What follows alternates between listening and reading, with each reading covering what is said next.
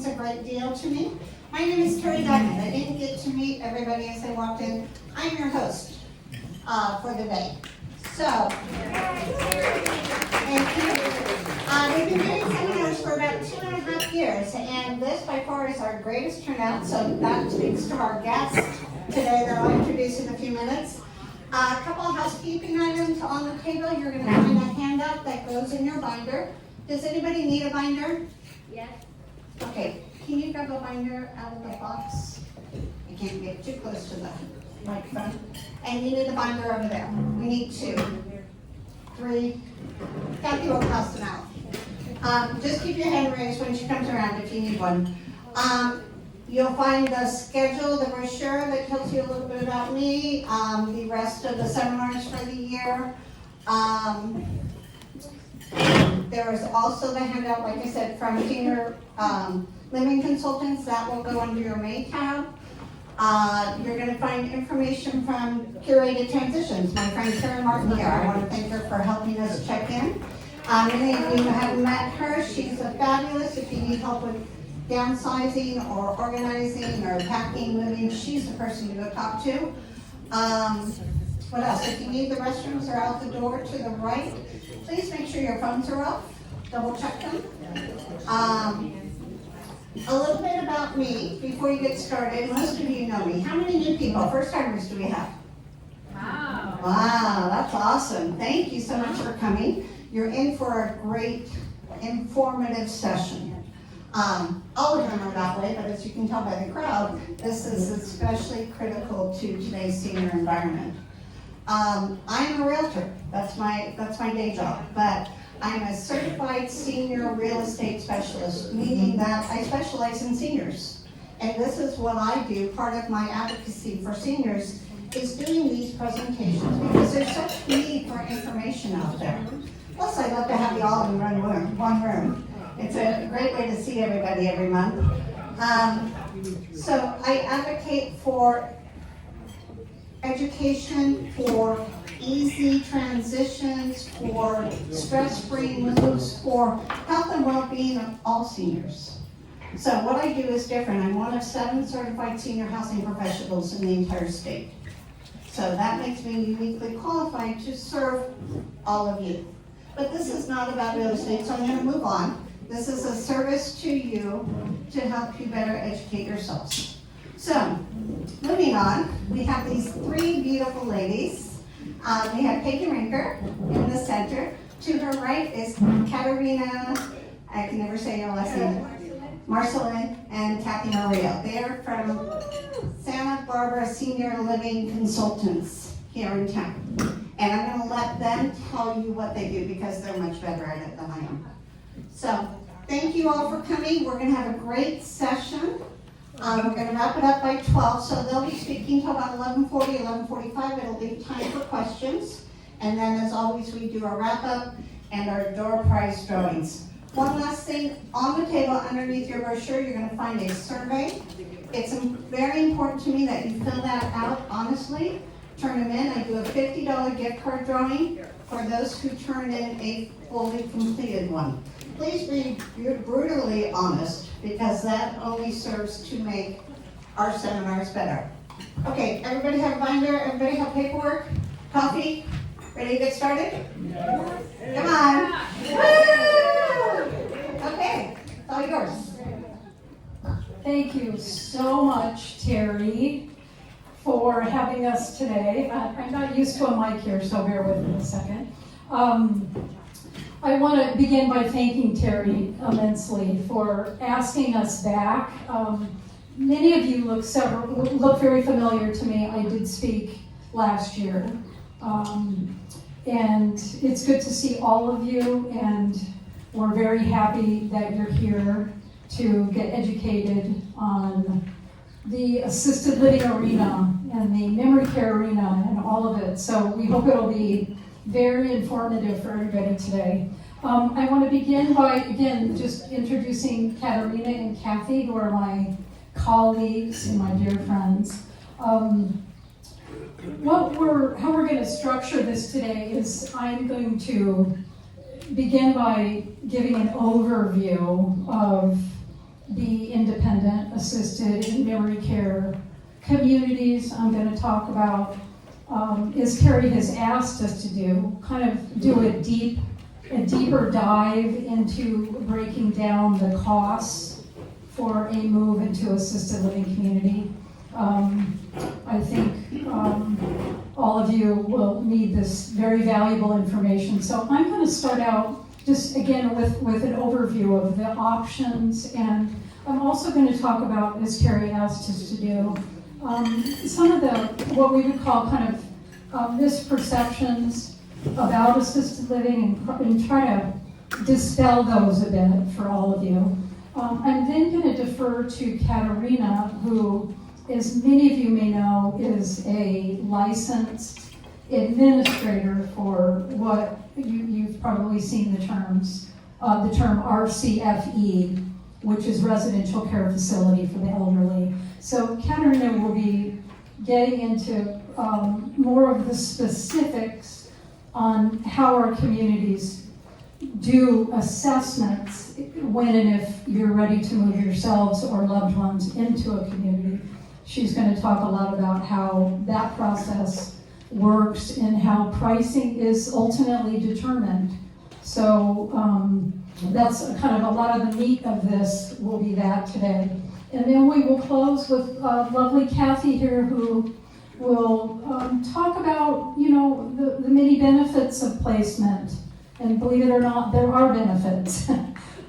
So Kathy has had experience in working at Moravia actually for a couple of years in the activity program. So she'll be addressing, the advantages that you may not be aware of. So that's how it's going to kind of be structured here. And I'm sorry I need to move out of the sun here.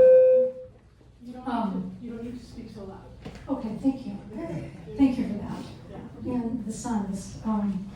So what I'd like to do is begin here with a few statistics, okay, to kind of set the stage a bit here for us. Many of you have heard of Genworth Financial, which is a pretty reputable long-term care insurance provider, and I just want to read some of these to you. Approximately 70% of people who turn 65 will need some form of long-term care at some point in their lives. This includes assisted living facilities, which are often needed due to a decline in the ability to manage daily tasks independently. The need for assisted living is determined by factors like difficulty with personal care, medication managing, mobility challenges, and trouble maintaining a home. The average age of residents entering assisted living is between 75 and 84, with some starting in their 60s or late 80s. Women are more likely to need long-term care and for a longer duration than men. Many of you might have heard some of these. Is this now turned off? No, it's still on. Around 60% of residents will move out of assisted living to transition to a skilled nursing center after a median stay of 22 months. So that's a couple years. By 2033, the monthly median cost of an assisted living facility in the U.S. is expected to increase to $7,190, up 34% from 2023. Almost 1 in 5 residents rely on Medicaid or Medi-Cal, in our case, to pay for daily services. The demand for assisted living is expected to grow significantly in the coming years, with an additional 1 million beds needed by 2040. So we can all recognize the immensity of these numbers here. lastly, the most concerning stat is that 58% of people say they are not confident that they can pay for assisted living. And 51% say they don't believe they can pay for in-home care. So, this is half the country here. This cheery note in these statistics, our hope today is that we can better prepare you all for some of these realities that we're all facing here. So if you don't want to climb under your table right now out of depression or leave the room, I would understand. So anyway, those are just some kind of statistics to think about, and I'm sure we're all pretty much aware of them, but the demand for assisted living housing is only going to grow. So, yes. You have a question already? No. Oh. Someone just came in. Oh, I'm so sorry. Sorry about that. Back to what our company provides. So, we are what's termed a placement agency for senior housing. And may I just, by a show of hands, is anyone familiar with that term? Okay, great. Basically, we're a local service. We have been in business, Katarina and I have been in business over 25 years in Santa Barbara. Our particular specialty is helping seniors that need to embark upon a move into assisted living typically, and or memory care. We do also help seniors that are still independent and are able to be a bit more proactive about a move. So we're very much a one-stop shop for the process of making a move, which is incredibly daunting, and people do not know where to begin. They have no idea what to ask, what they can afford, etc. So because we're local and we're in and out of these communities, all the time, we're incredibly experienced and informed. So what I'm going to just quickly do, and I'll let Katarina dive into this further when she's up, but I'm going to just briefly talk about moving into an independent community is basically, and I failed to even mention, I hope some of you are following along in your binder, because I'm kind of going to go in order here, and you may want to take some notes, perhaps.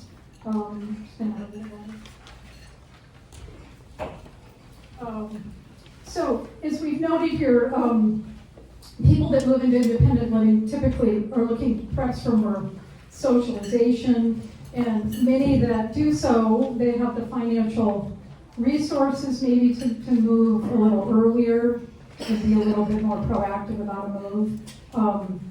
If you'll read here, assisted living is usually not necessarily a choice.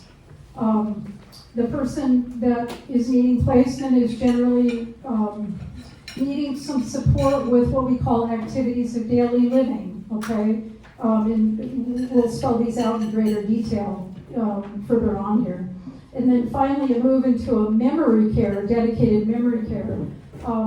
Is generally, we have situations where that person needs literally 24/7 oversight with all of their activities of daily living. So it's just depending on, what the level of need is for what particular, setting that is looked at. We talk about the key factors influencing the cost, okay, which again, we're going to talk a lot about today. Obviously, the quality and the caliber of the community and the location of the community. The degree of support that you're needing upon placement, and again, with the activities of daily living. Things like, private versus shared accommodations can influence your pricing. Obviously, caregiver ratios in these communities really run the gamut. and you're gonna be paying for, you know, a community or a small board and care home that has a great deal more staffing, you will be paying more for that. You get more bang for your buck. So, and lastly, length of stay. You know, again, if you're a pre-planner, you might be moving into a continuing care retirement community where you're paying an upfront fee, and your length of stay is, you know, pretty much more of a long-term commitment. The majority of our communities are month to month, and there's not a great deal of, I mean, there is a great deal of flexibility, so you need to realize that's the case in most communities. I'm going to dive into just costs here briefly. Peggy, can I interrupt for a Yeah. minute? Does everybody know what a CCRC versus an independent living versus assisted living is? CCRC, Continuing Care Retirement Community. Do you want a brief overview of it? Yeah, absolutely, yeah. I'll address that, Terry, and then Katarina will do a deeper dive. Basically, a CCRC would be a community that provides a progression of care. So that would be independent, assisted living, memory care, and skilled nursing, all on one campus. We technically have two of those in town, Val Verde and Samarkand, okay? Vista Del Monte used to be a true CCRC, but they don't have a skilled component anymore. They utilize Val Verde for their skilled residents that are needing, for the residents that need some rehab and more intensive skilled care. So that's the concept of CCRC. They require a buy-in generally, and then a monthly fee. It's rare to be able to move directly into an assisted living unit at a Val Verde or Samarkand, because one of the many advantages of coming in early is you have priority to progress through care. So that's the CCRC, and we'll get into that a little bit further. All of our communities that, again, are licensed by the state, which are the only communities that we work with, are all private pay. It's an out-of-pocket expense. There is no help to be had when it comes to financing your assisted living. Skilled nursing is a different category. Skilled nursing is covered, Medicare will cover you in a skilled rehab convalescent hospital for a certain number of days. Typically Medicare covers the first 20 days, and then you have a copay of probably about 100, 200, 220 for the next, I think, 30 days, and then your private pay. So you need to keep that in mind when it comes to what you can expect from Medicare to cover in a skilled rehab convalescent hospital. And I'll just name a few of those. Mission Park, formerly Mission Terrace, by Oak Park, the Californian on De La Vina, Channel Islands up by La Cumbre, and Buena Vista on Patterson would be skilled rehab convalescent hospitals. So just to be clear on that. Medi-Cal, we can't begin to tell you how many phone calls we get to our office for people that are on Medi-Cal. Medi-Cal does cover a long-term stay in a skilled rehab convalescent hospital. It does not cover a stay in an assisted living or a memory care or a CCRC. A couple of points on the Medi-Cal that again are in your binder notes. There is, I think you all should be aware of these for the future.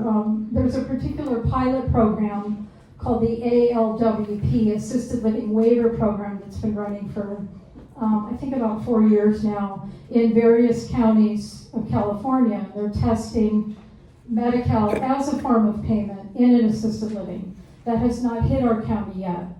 We hope it will, but there's been no definitive on that. as we note in here, ALWP is over subscribed, and the waiting lists are tremendous. But again, in just the interest of doing your long-term planning, you need to be aware that it could be a potential option. Yes, You said that Medicare will cover the first 30 days in a skilled nursing. correct. Is that per year, lifetime, per incident? What? That's a heck of a question, and I can't answer that because I don't know definitively what the regulations are around that, and I can't. Per incident, okay, thank you. So we can get back to you on that. I do not know the answer. Okay. That question was, what are the limitations on what Medicare will cover when you have, for instance, repetitive skilled rehab visits? You know, what does that look like? Well, does Medicare have a limit on how many stays they'll cover? And there is a limit, and I do not know what it is. One more just quick point on Medi-Cal. Last year, there was a very significant change to Medi-Cal eligibility, and some of you might have heard about it. It's no longer an asset-based program in the sense that now the only criteria for their evaluating your eligibility is what your monthly income is. You can have several homes and millions of dollars in the bank, but it comes down to that monthly income, and I believe it's around $1,500. I don't know exactly. 16 something. 16, thank you. So you need to be aware of that too. A lot of people are not aware of that. A lot of people have been qualified, many more people have been qualifying for Medi-Cal because of the new provision. So we always recommend, if you have an elder law attorney, that you are discussing these things with them. We're not, professionals in that way, but I think it's really critical to be aware of what's provided. And as we all know, there's so much uncertainty with the administration about what's coming down the pike, and it's quite frightening, actually. So I guess we're just going to hope for the best on that. So I'm moving along here. Just quickly, just a quick back to a typical independent living apartment. Cost-wise, right now, just to kind of give you all a number to kind of go by. The most affordable independent living apartment as part of a licensed community would be about $4,000 a month. Okay, but keep in mind that does not include any care. That often would include meals and weekly housekeeping. You definitely, that would be the most affordable option at the moment. Assisted living, for some of you who may or may not know, we have 44 licensed assisted living and memory care communities and CCRCs between Goleta and Carpinteria that we are contracted with. And as a placement agency, that's how we're compensated. We have contracts with every licensed home community. They pay us a one-time fee, and we get the same fee from every community. We do not bill until they've been there for 30 days. We want to make sure it's a successful placement. Right now, the most affordable assisted living for a very low level of care and need with an activity of daily living could be as low as $5,500, $5,800. That might be a shared room in a small board and care home. It's topping out lately at $12,000 a month. And that would be for what we would term, and Katerina will address this, that would be for what we would term a full care situation. That generally means you need assistance with all of the ADLs. So it's just, these prices are just mind-blowing. Also in your notes, we wanted to include a little bit on what's called respite care, which we do have about probably a half a dozen communities that provide short-term respite care. If you have a loved one or you're recovering from some sort of surgery, or you are a primary caregiver and you have to go out of town and you need your loved one to be cared for, these communities do provide a daily rate. Generally that's $250 to $350 a day, and it's very much based on availability.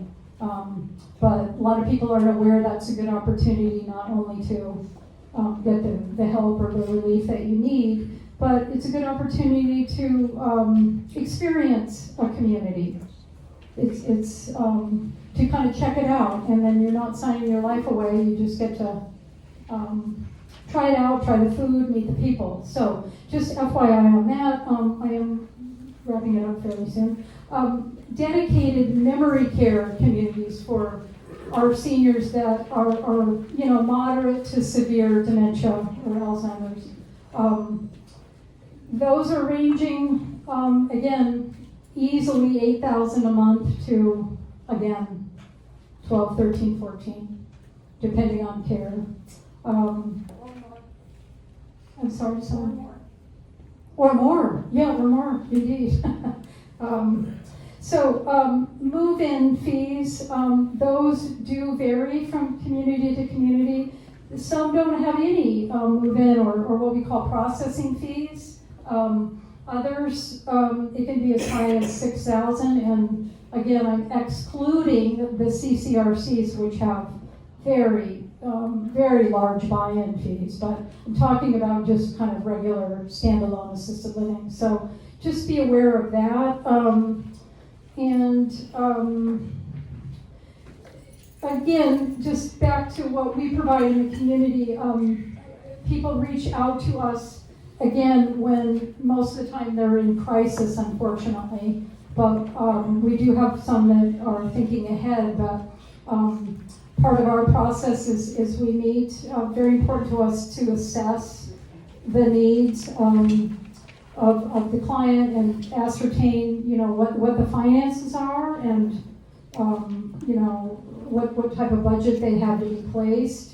So you'll see on here some of the medical paperwork that will be required upon a move, which we guide you through all that and help you kind of figure out what needs to happen to expedite a placement.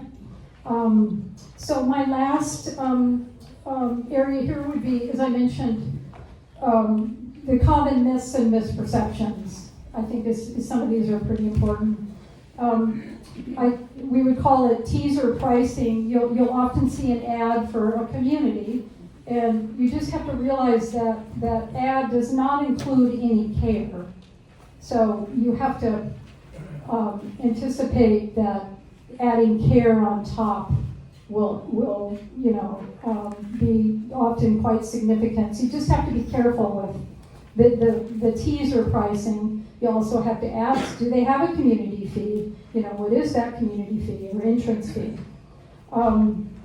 Second misperception is, again, that Medicare is going to cover my long-term assisted living future. Medicare does not cover assisted living, as we've mentioned. It does cover, obviously, various therapies that are needed upon discharge from the hospital. But again, it will not cover any type of board and care setting or otherwise.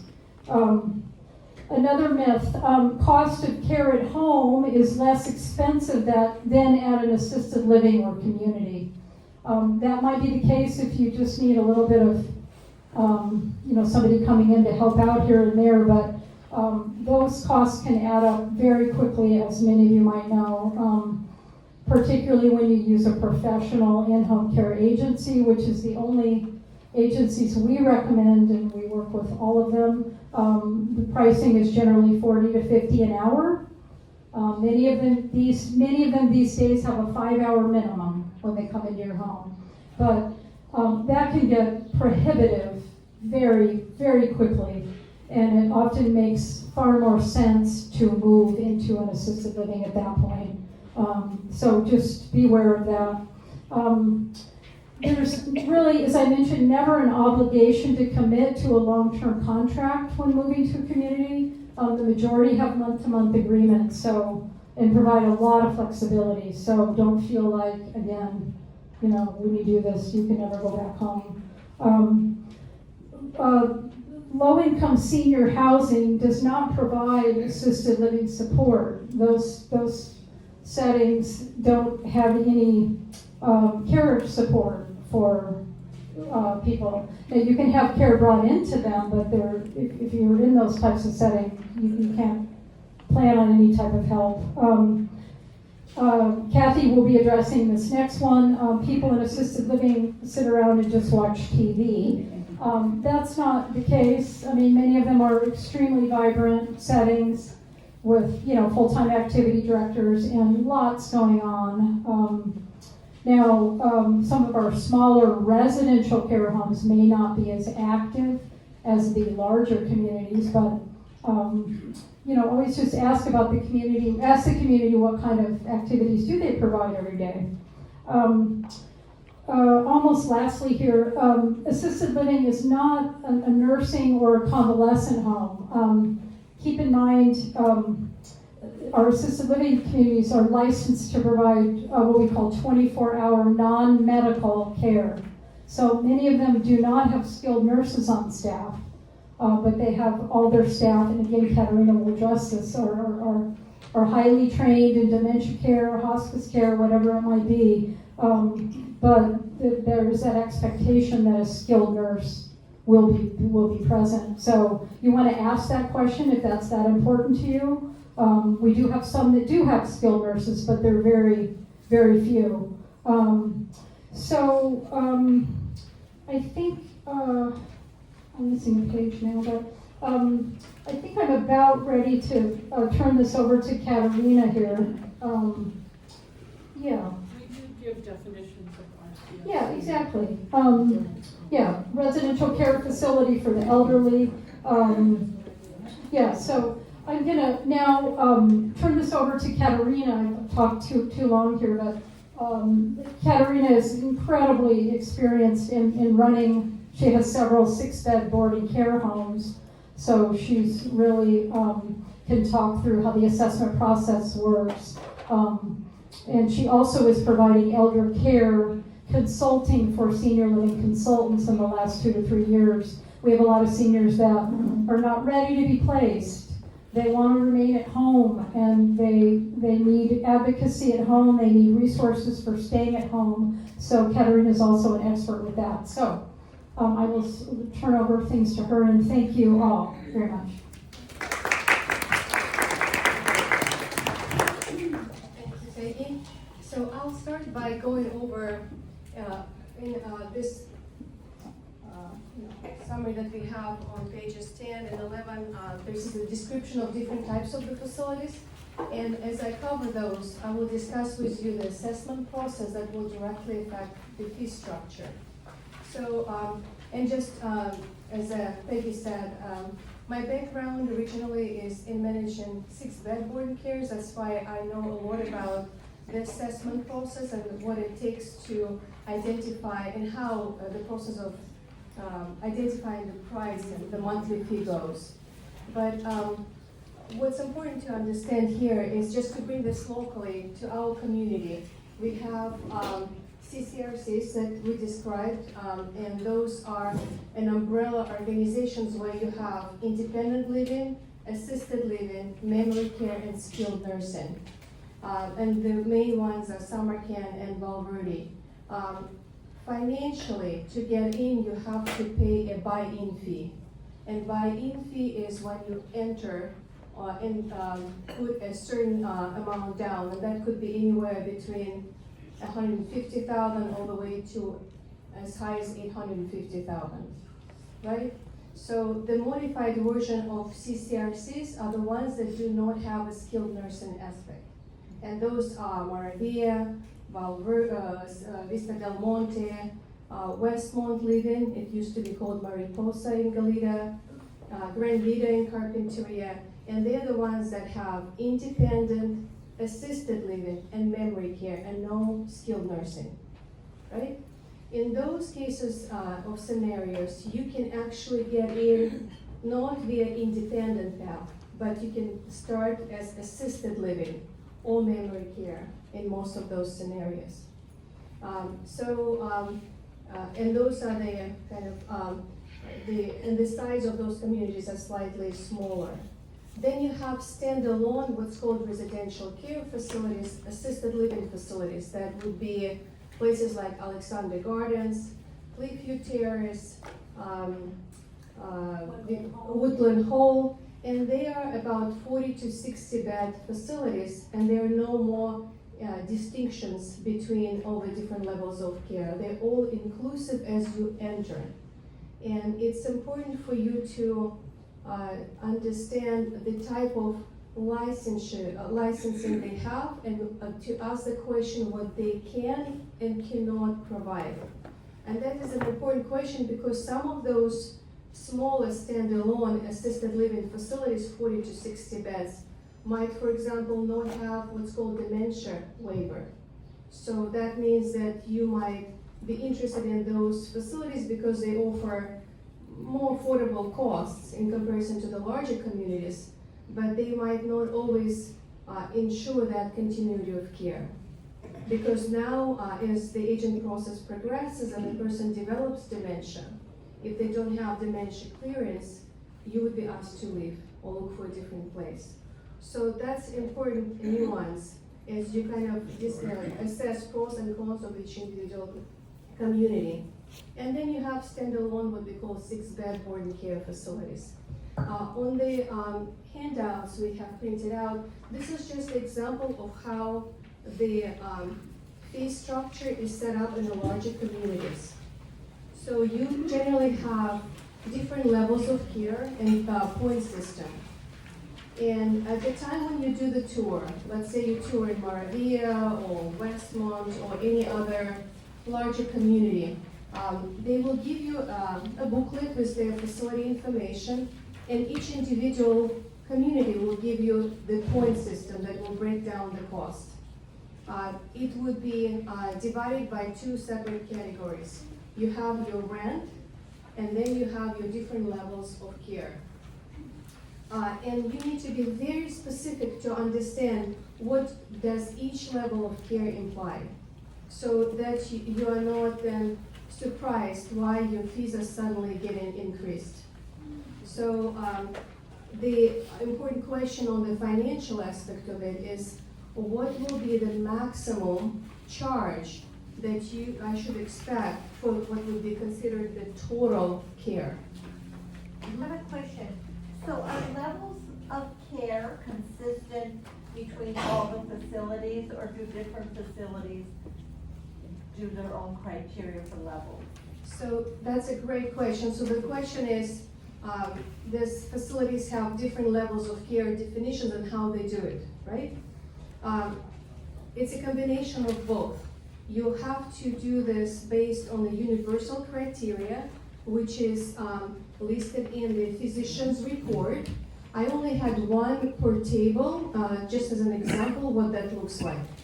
So it is a combination of having to complete this form, and it is done by your physician, who on pages, let's see, it's 3 and 4, specifies your physical health and care needs. Okay, but physicians don't do functional assessment in the home. They look at the patient in the office on a table, and that kind of stuff needs to be done by a nurse or a therapist, right?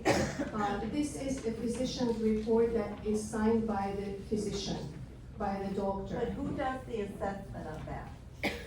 Your primary care physician ideally should know what the nurse he or she works with. So the physician knows whether you can put your arm in a sleeve or not? Generally speaking, you have to be there with a person who is familiar with a loved one. But the way that this form generally is being completed is when a family member comes with their loved one to the doctor.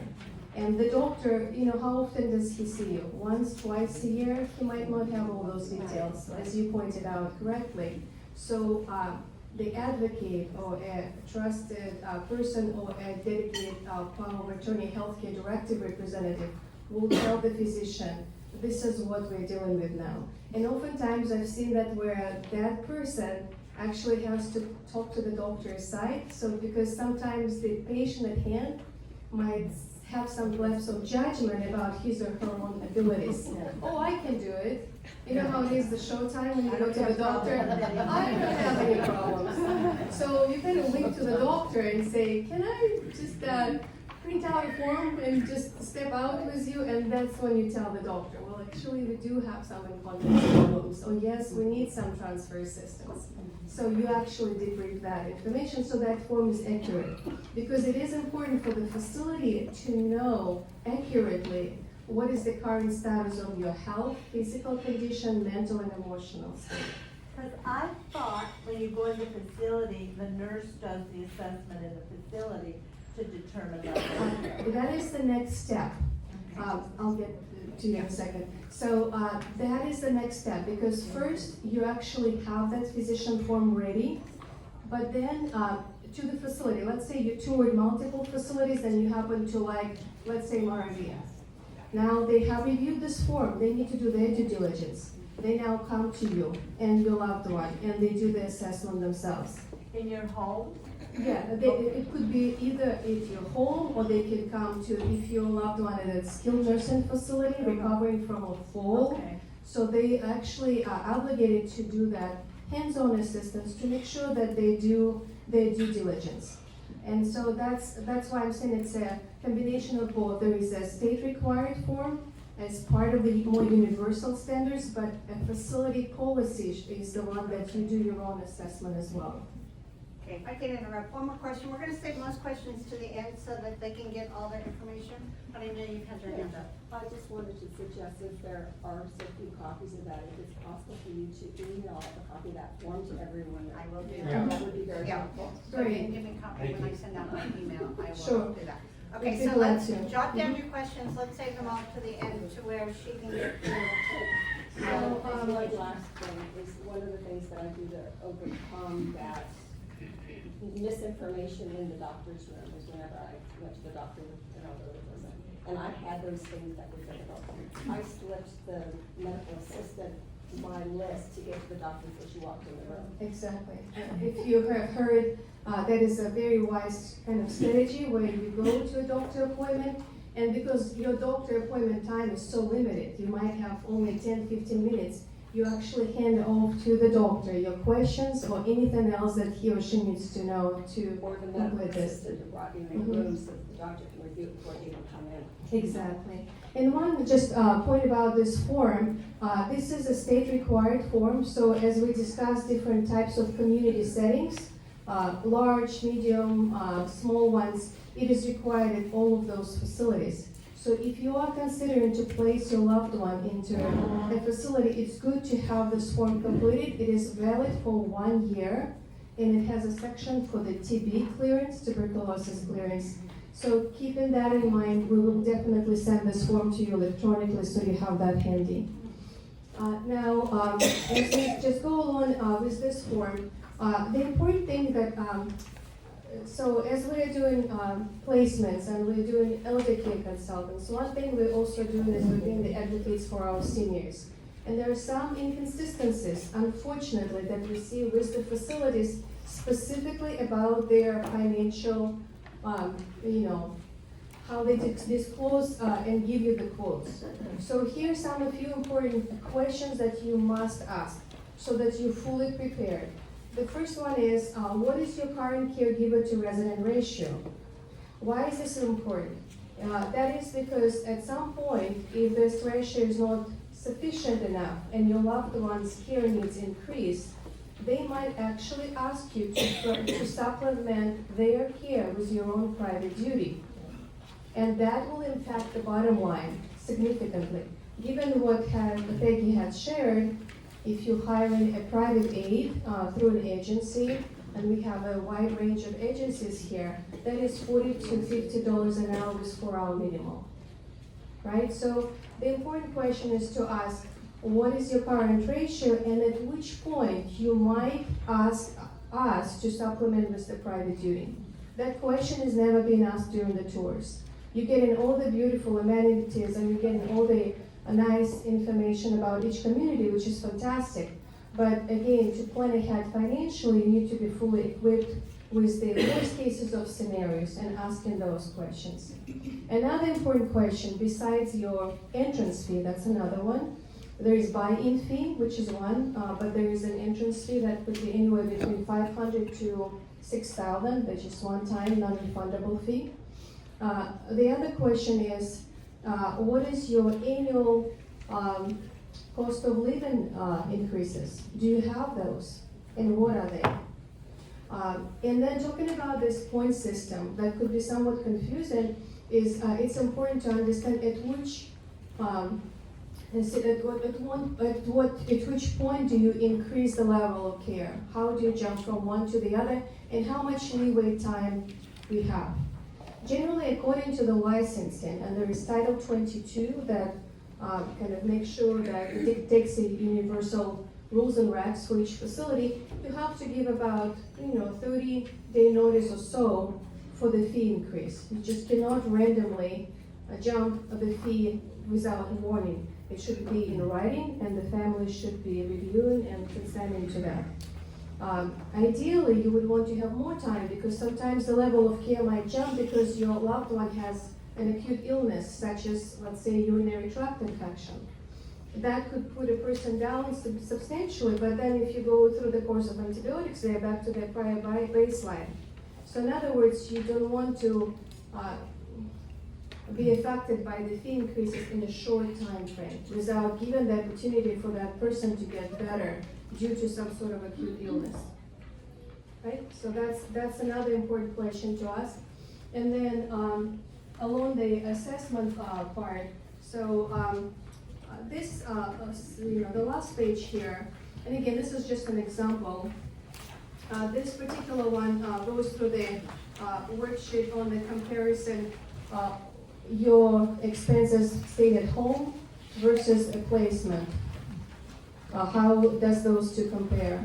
Of course, when we live at home, we incur a lot of extra utility expenses, food, cable, transportation, yard maintenance, etc., that are being saved at the facility. But the most expensive one here is basically the cost for care. Everybody's first choice is to stay at home for as long as possible, and it's very understandable. We have our beautiful homes. We put so much love and care to what we have created, and it's everything that we have worked so hard for. But providing care at home through the agencies, if you are at what we discuss as a total care, in other words, activities of daily living includes need with help with bathing, dressing, grooming, toileting, feeding. Now you are in need of 24 care. We have had several clients that we worked with where their monthly fee was as high as $25,000 to $30,000 a month. So that is your vision to be staying at home for as long as possible, but that could be very expensive. Sometimes the families go with hiring a private aid without an agency. There is a big disclaimer there.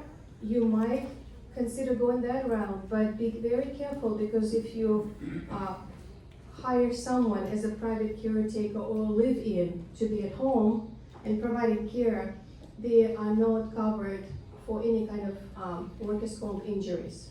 So this is the caregiver that is transferring your loved one. She or he hurts his back, you will be liable for any medical expenses, right? So there is kind of that part of the risks of having a private duty or live-in at the house. And that's important to weigh those in.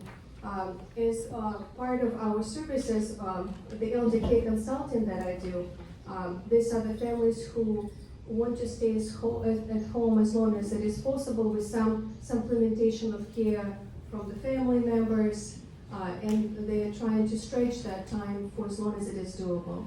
But then eventually the time comes as a need of placement. In the majority of the cases, the placement takes place. And then, let's see, The another nuance what we do and we help with the assessment process, and we ask the families to be equipped and educated as well, you can do it on your own, is to review each facility's state licensing reports. So they each have an unannounced visits, and you can actually see what are their citations and what is their track record. That is something that might not be revealed to you during the tour, but it is something that you should know, because ideally you do as much of a due diligence and as good of a homework as you can to make sure that you found the best place for your loved one. And that is typically a combination of the bottom line, the fee, the budget, the setting of the location, and then the kind of services that they provide. But being proactive, and I love, Terry, the logo that you have on your binders, empower through education, is to be aware of those different scenarios and then being able to plan ahead. Because even though, let's say, this crazy monthly fees that we have in Santa Barbara, averaging 8 to 15, like you said, even more a month, if we have limited resources, we can still be managing our care, planning ahead, right? So the skilled nursing facilities we have discussed, on average now, as we talk to several of the administrators, have about 60% of long-term medical beds, right? So the skilled nursing facilities we have in Santa Barbara, Buena Vista, Channel Islands, Californian, Mission Park. And so if for some reason you're feeling, or you're not feeling, you're looking through your finances and you're running out of money, make sure that you have studied the medical application in advance. And make sure you have reviewed what are the beds available in those long-term skilled nursing facilities, because these are the only ones that will accept a resident under medical coverage. And there might be some sort of a line, or you cannot just get it right away. So the key of the game here is to be educated, and also the next one is to be proactive. And we work with all the different scenarios. We have discharge planners from Cottage Hospital, we have emergency room, we work with APS, and we always commend the families that are staying ahead. And so the goal here is to just kind of run those different scenarios with you now. And I think I will wrap up so we have more questions for more time for the questions. I think Kathy's gonna And wrap Kathy, up real quickly, yeah. Thanks. She's a wealth of knowledge for sure. All of our cell numbers are on that page, that front page, so call us if you have any questions after. Page 10 had a list of funding sources. We skipped over a couple of things like moving out of your house. Karen already left, but she's a great resource for how to downsize, give stuff away. I just moved last year, and it was kind of awesome to give away all my old stuff. Yeah, just lighten the load, and so funding sources, a lot of people don't realize that there's VA benefits if you were in the military, or if you were married to a military person. That's on page 10. Selling or borrowing against real property, get advice from Terry. There's a lot of people out there who want to sell you on short-term loans and mortgages and stuff, and you really need an expert to advise you about all that kind of stuff. But what I wanted to, and then one last thing about assessment to this lady. We at Senior Living Consultants do an extensive intake interview. The adult child calls us, and I say, can your mom dress herself? Does she feed herself? Does she need help showering? And they'll say, oh no, she can, you just set her up and then she does it herself. That's called standby showering. If the person needs full care, if they need help toileting. So we get all of that into our assessment that we send to the assisted living or memory care home, which helps augment what the physicians are saying, what the person needs. But I worked at Moravia, as Peggy mentioned, and I kind of put together on page 13 this how to take care of yourself now. I just turned 64. So I do my balance exercises, chair yoga, because if and when you get to assisted living, you want to be able to roll out of bed, get yourself out, go slow, get yourself to the bathroom, do your thing, because that's what costs in assisted living.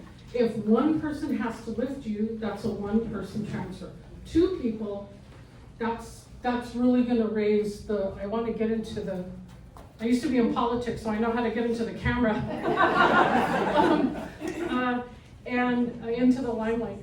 And so you want to be able to, let's just be frank, you want to be able to toilet yourself when you're in your 90s. And so now is the time to do your yoga. Now is the time to drink your water. What used to break my heart when I was working in assisted living with people in their 90s, they wouldn't want to drink water because it'll make them pee. And I'm like, that's the whole point, you know? So, and people, it really hurts your health if you're dry. I don't know how else to say it. So whatever, in your 60s or 70s, I'm gauging the audience here, whatever you can train yourself now to take care of yourself so your body's in better shape. It's never too late to start yoga. It keeps your back very flexible, and that's going to help you get up out of the chair and take care of yourself. And I have very practical stuff about fall prevention. Falls is what they do people in. You know, you don't want to fall. And I used to tell my assisted living clients, I'd say, we're never in a hurry.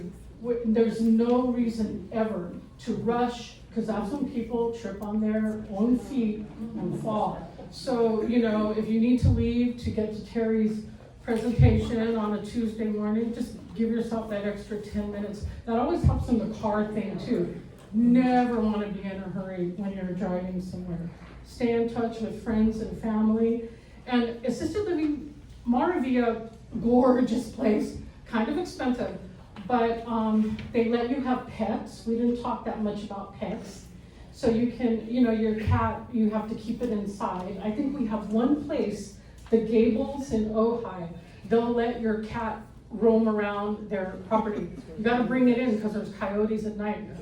But you can always have a dog. It costs a little bit extra, because if you can take care of your dog, good. But if you if you have the money to have a caregiver clean the litter box or walk the dog, then but everybody loves when pets come to visit in assisted living. It's like dog therapy for everybody there, even the staff.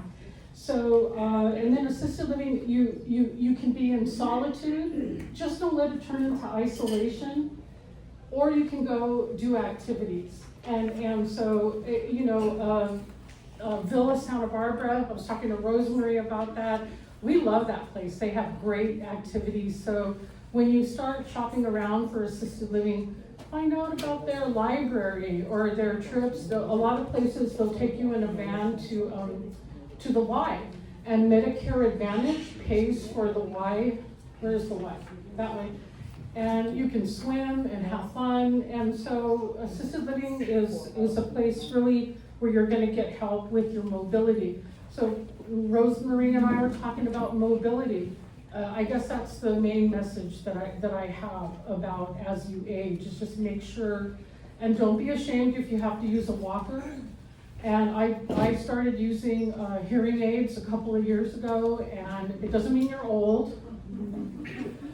It means that you want to hear things. And if you use a walker, that doesn't mean you're old, it just means that you don't want to fall down.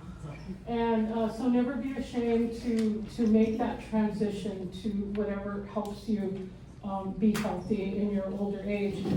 And then the last thing I'll say, that what was depressing sometimes in Moravia is that people didn't really enjoy life anymore. So I have here podcasts, audiobooks, go to the library, webinars, work from home, volunteer work, church activities, or write your memoir. You know, you should be happy in your 90s and feeling like life is still precious and wonderful and you're enjoying yourself. So you're at that age right now where you can plan for that, being happy in your 90s. And so try to figure out what that means, you know, for yourself. So that's, I think that's it for our talk, and we're open for questions. Okay, before we get into questions, I always, for those that come to my seminars regularly, we talk about planning all the time. Plan for the future, plan to get on a waiting, plan to talk to Peggy and her team. Because they can talk with you now and have a plan, so it's not up to your kids or your neighbor or your fiduciary to get you what you want. It's all about you. You need to set your plan so that you have a choice in how you're gonna live out your life. So, questions? Whoa, okay, we'll start with Eileen, then we'll go to Chris. So I wonder if you could, because you did, Katarina, talk a little bit about looking up ratings. And I'm wondering if you could explain to people what an ombudsman's office is. So like once you're in a facility, if you're not happy with the treatment you're getting, how that advocacy program works, so people understand when there's a problem. Did everybody hear the question? No. It's kind of a two-part question. One is how to look up the ratings, which I was very interested in for the individual communities. Two, what is an ombudsman and what do they do and how do you contact them? Yeah. Right? Thank you. That's a great question. So, Ombudsman is the local organization, but they are statewide, and this is the group of actually trained volunteers that come to each facility on a monthly basis. And they come and check on the residents to make sure the residents are happy. They see what kind of food that maybe they're being given, or if there's any complaints. So to that question, Arlene, if the family has a certain dissatisfaction, it's almost like you're triaging your level of discontent. If it is more or less insignificant and you want to deal with the facility directly, you address with them directly. However, in a larger setting, sometimes you don't get to the bottom person, whoever is in charge, and the caregiver says, oh, I do not know, I cannot do it. So then you tried that and you are not successful. The next level is you go to your ombudsman, and you can look them up online. Ombudsman in Santa Barbara, they have an office downtown, and I have several of them. We work with closely. Marcos is one of their senior one. Michael Lou is another one. So they're trained professionals that are advocating for the senior rights, for the rights of our elderly in the facility setting. And now that your frustration level has kind of maybe escalated, you go to the ombudsman.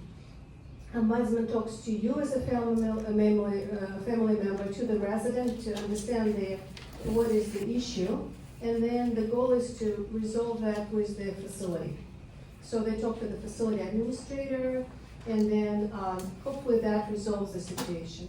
Now we're talking about the next level of escalation that was not resolved. And each one of the admission agreement for each one of the facilities, you will have a page that says provision, grievances and complaints. And you will have the phone number for the Department of Social Services Community Care License, and where you can present an anonymous report of your complaint that has not been resolved. At which point, the Department of Social Services are required to make an unannounced visit within 10 days to that facility to make sure that they investigate into the complaint and that the correction is being done. So you kind of triage on those steps. So hopefully I addressed that. Chris, you have a question? Yes, I was wondering about waiting lists on the various places. You know, if you have somebody that is going to need to be placed, is it going to be like a 6-month wait or a 2-week wait? Okay, and the question was waiting list. I'm gonna let one of you address this because it is an issue and that speaks to planning as well. Yeah, so I think of all the communities that have the longest waiting times would of course be the CCRCs, okay? The Valverde, San Mercans, and Vista Del Montes to a degree. A majority of our clients, when they are proactive, they're looking for 2 bedrooms. I mean, they're downsizing from 5-bedroom homes into 2-bedroom, and those have the longest wait times in any of the communities. Valverde right now is, I think, 4 years for a 2-bedroom.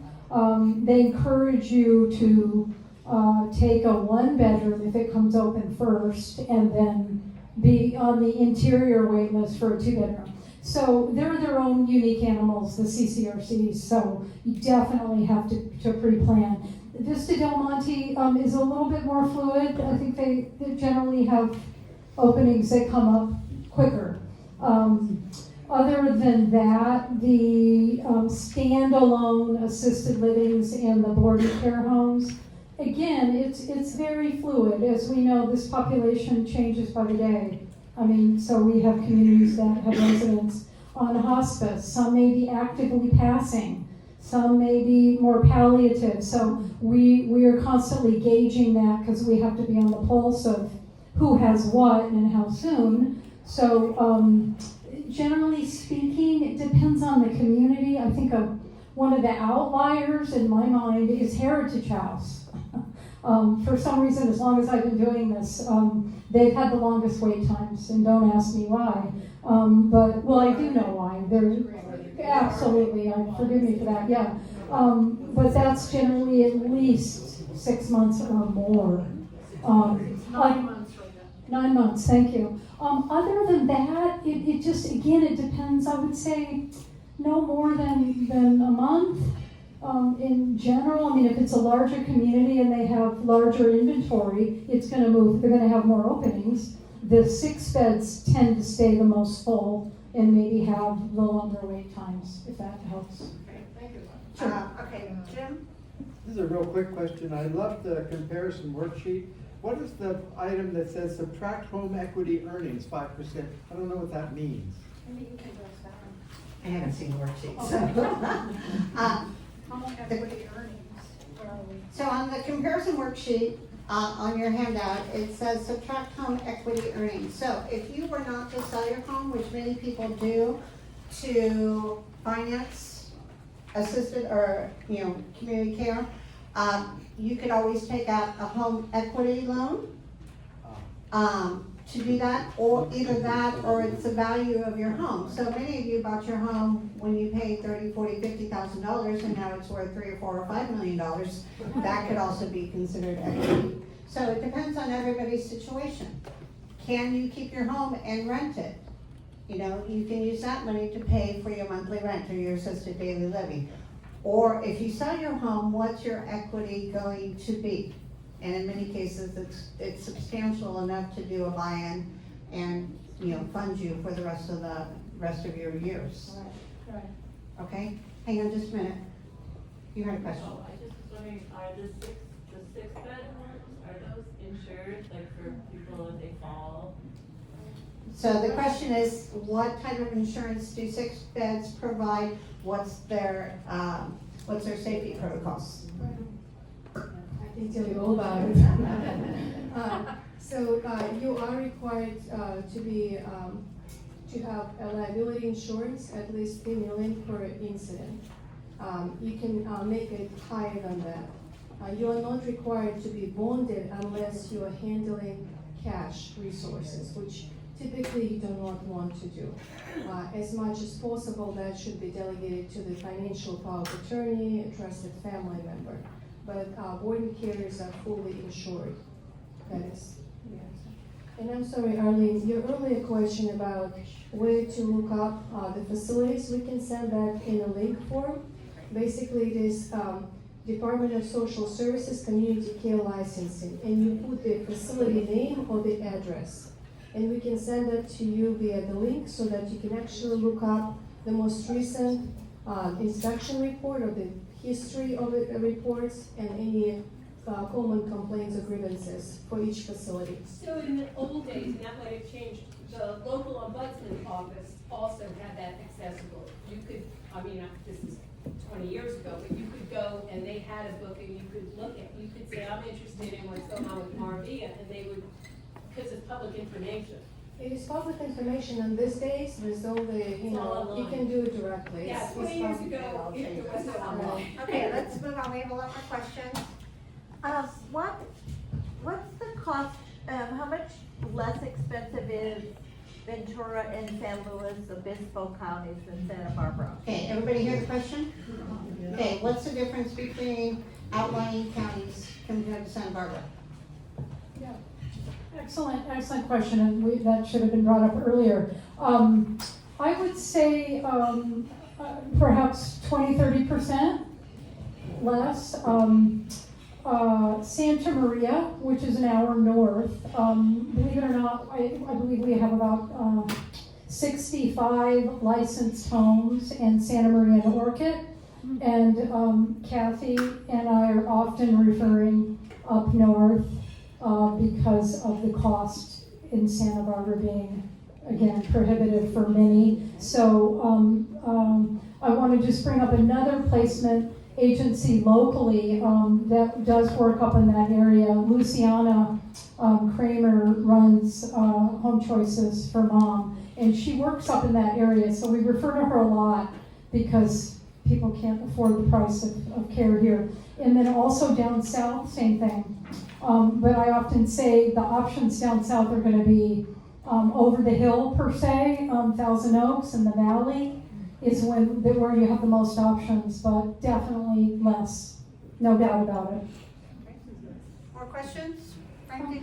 Terry, I'm sorry, I forgot something quickly, and I'm so sorry I missed this whole page. Just real quick on funding sources. Kathy brought up briefly long-term care insurance, obviously deferring to Terry when we need to. Veterans, and many of you I hope are aware there are veterans benefits for assisted living, skilled nursing, in-home caregiving. We've given you the contact of Joe Fletcher at the local VA. I encourage you to look into that and make sure if you are eligible, that can help offset the cost of your care, your in-home caregiving or your placement. And then lastly, Mary Oakley Foundation is one of the few grant opportunities we have locally. So you have to have a primary of dementia and have been a resident for a certain number of years. But just be aware of those two as well that I failed to mention. Great information. That's it. Yeah, so the question is the smoking issue, as you call it.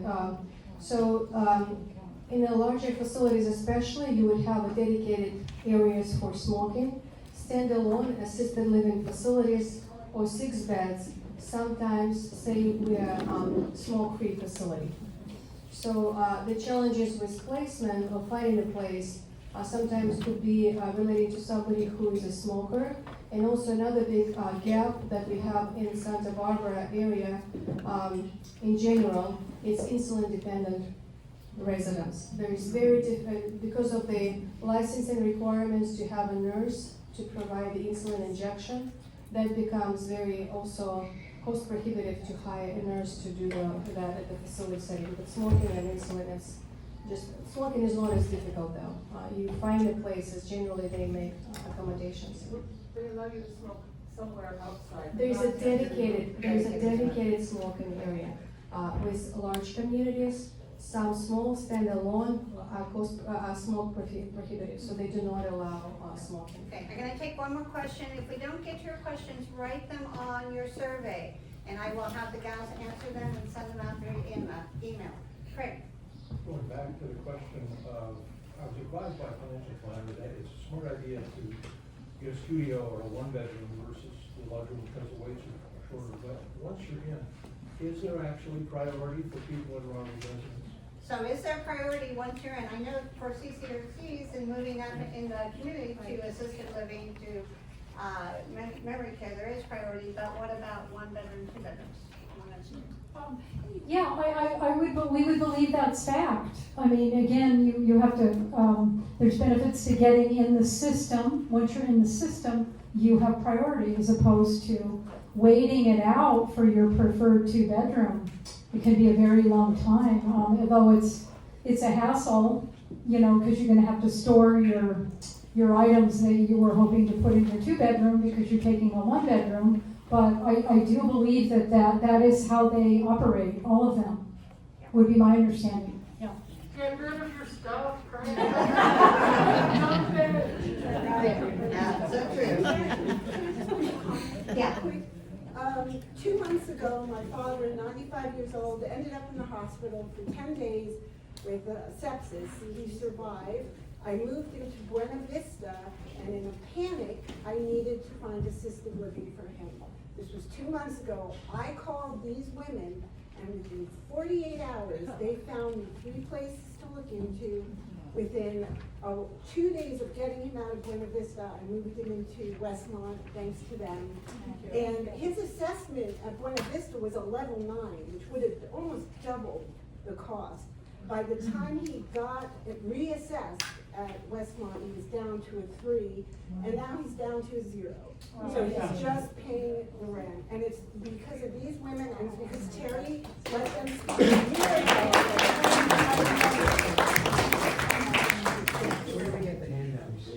The handouts will be on the table. If not, I'll get you one. Becky, can you give me a handout? So. No worries. We have extras. Yeah.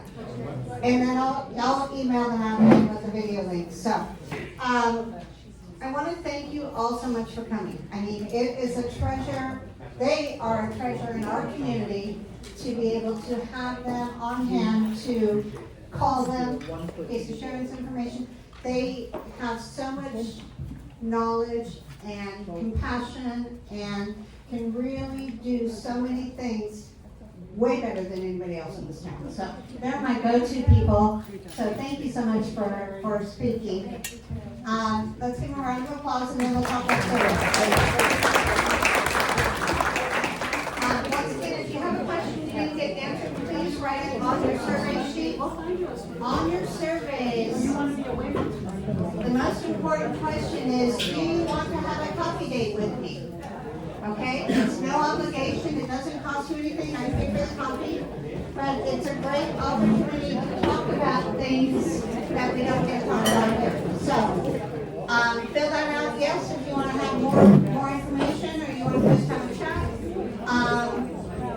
Next month's seminar is